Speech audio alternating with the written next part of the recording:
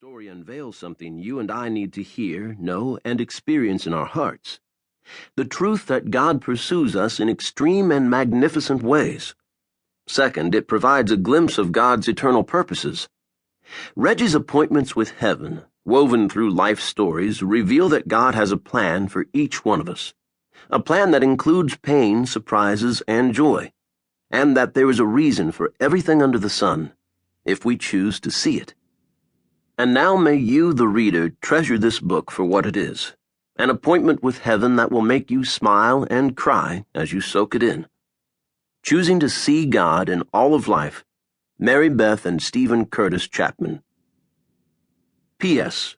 As an addendum to this foreword, I, Mary Beth, would like to remind you that behind every good man there is an even greater woman. LOL. But in the case of Dr. Reggie Anderson, it's true. Karen is a woman who lives out the fruit of the Spirit. I have witnessed her giving of herself to her husband, children, and friends in amazing and unselfish ways. She has taught me to seek and pursue peace, and she's full of wisdom. Without Karen, there is no Reggie, and everyone who knows them knows this to be true. I am indebted to her for the encouragement she has been to me and to my children. I love you, sweet friend. Part 1. If there's a God, where was he? Chapter 1. The Patient. September 2011, Ashland City Hospital, Ashland City, Tennessee. He was an 82-year-old proud Alabama boy, lying in the intensive care unit, and while I didn't yet know his time of death, I already knew the cause. For more than a year, he had been struggling with myelodysplastic syndrome. His bone marrow had stopped producing the blood cells needed to fight off infection. He was immunocompromised and had developed a severe staph infection that was almost impossible to treat. His body had become septic, and the inflammation was devastating his organs. I knew his days were numbered, but I couldn't stand the thought of his passing. I had known him all my life. He was a teacher and a farmer, intelligent and determined, proud and stubborn. He was also a man of great faith. He didn't see any reason to prolong his life on earth past the purpose God had for him.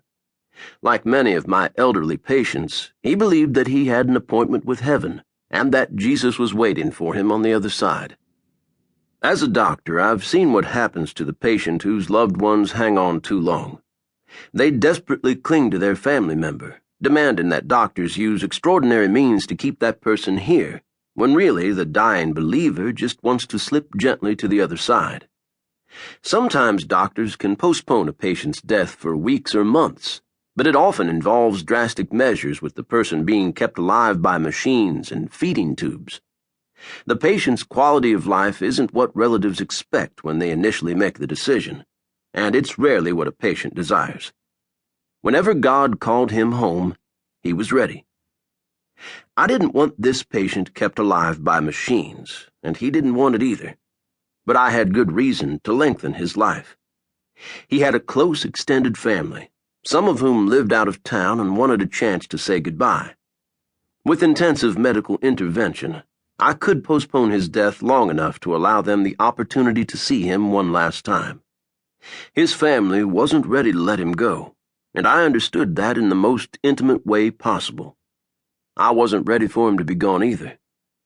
I thought of other deaths I had witnessed, including an unforgettable experience that happened while I was a medical resident. Throughout medical school, I had taken care of dying patients, but this was the first time that I, as the senior resident, would be the one in charge when a patient died. I didn't know what to expect. "Dr. Anderson," the elderly woman began, her voice starting to fade. "Will you hold my hand? I'm going to see Jesus, and I need an escort." That night, I experienced the veil parting, the veil that separates this life from the next. As I held the dying woman's hands, I felt the warmth of her soul pass by my cheek when it left her body, swept up by an inexplicably cool breeze in an otherwise stagnant room. I smelled the familiar fragrance of lilac and citrus, and I knew the veil was parting to allow her soul to pass through.